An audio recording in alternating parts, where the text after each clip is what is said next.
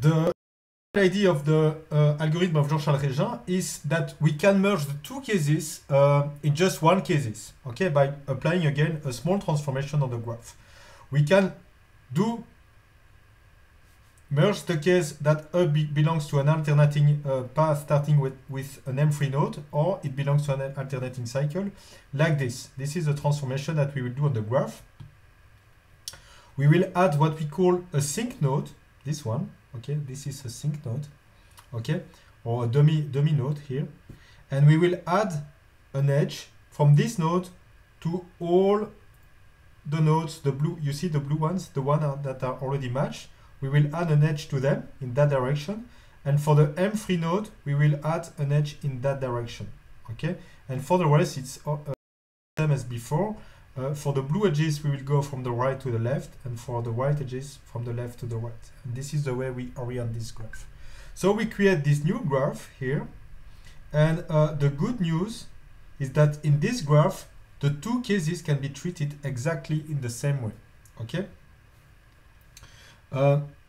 So every directed cycle that you will find in this,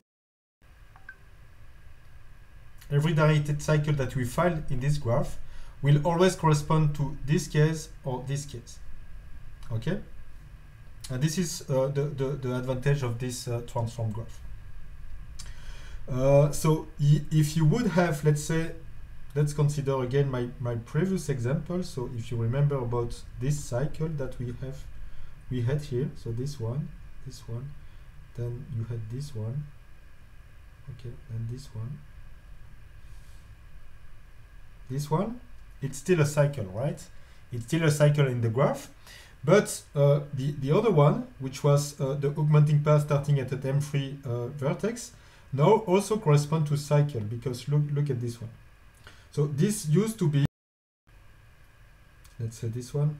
This one, for instance, was an alternating path, and now if you want to still discover this one, you would have to start by going through the dummy nodes. So you would go there, okay, then you would go there, then you would go there, okay, then this one, and then this one, okay. And so you see that if we find a cycle in this, that is using this node, this dummy node, it means that we are in the case of the alternating path starting at the M3 vertex. Okay, it's always the case. And so we have treated both cases in one single graph. Every cycle that we are able to identify in this transform graph correspond to one of the two cases of the burst theorem.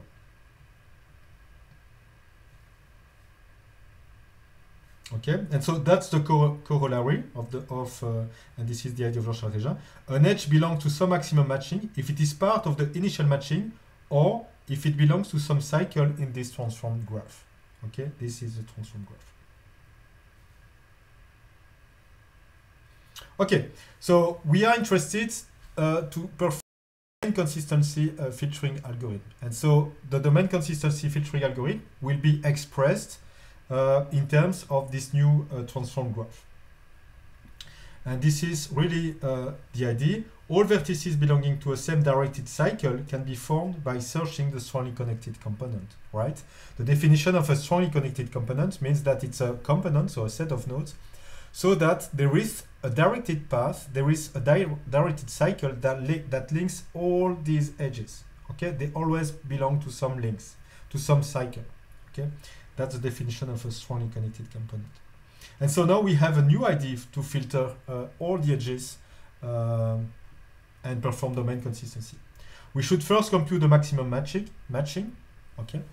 And then we will remove all the edges XA such that the edge XA is not in the maximum matching M, and A and X belong to two different strongly connected components. Let's see in practice what it means in this example. So I have used a color code for the strongly connected components.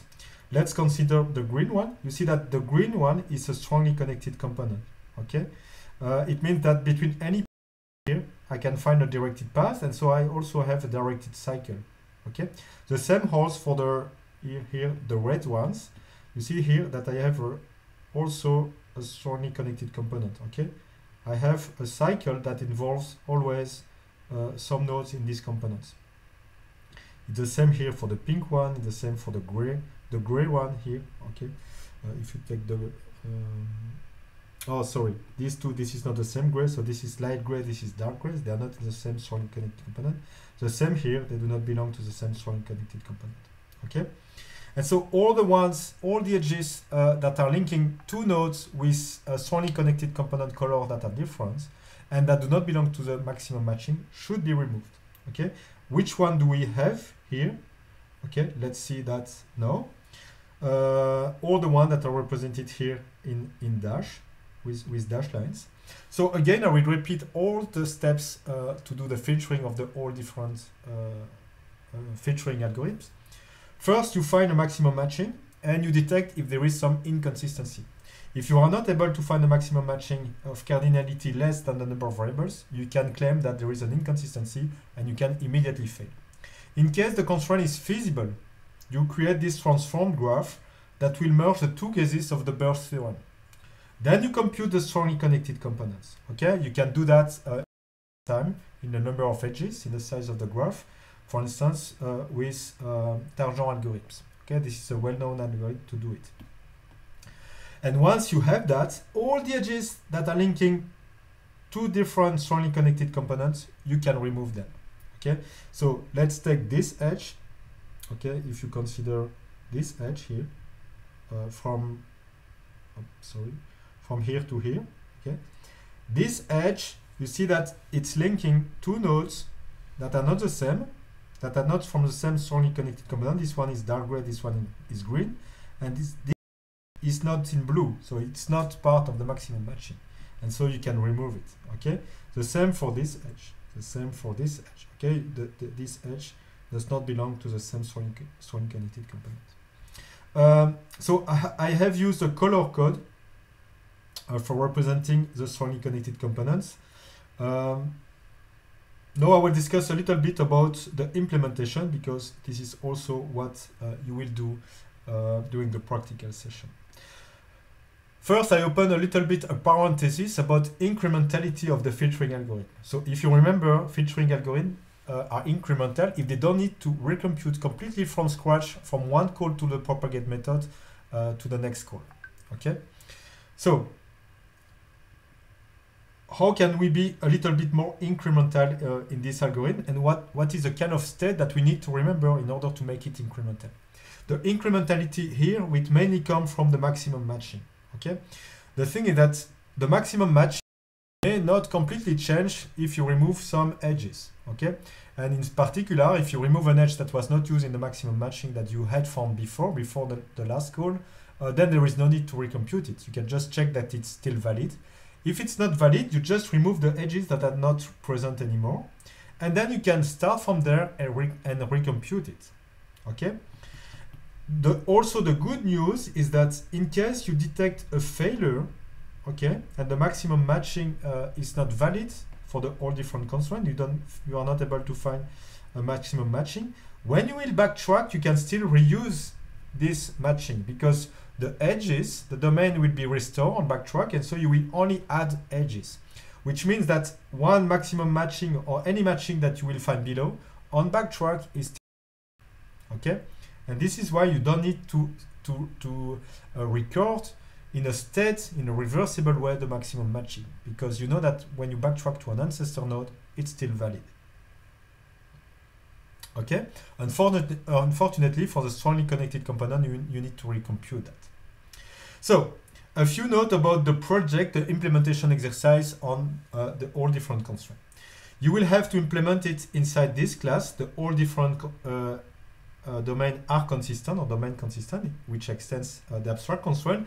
And we have already filled in important parts of it that will help you to implement the key steps of the algorithm and make sure that you understand all the algorithm for performing domain consistency. So we have as instance variables the array of variables, and we have an object that represents the maximum matching. Okay, here. And you can call the method to update this maximum matching. So you don't have to implement that part about the maximum matching. It's already provided to you. Okay. Then we have what we call the residual graph. So the residual graph is really, it's really this graph, okay?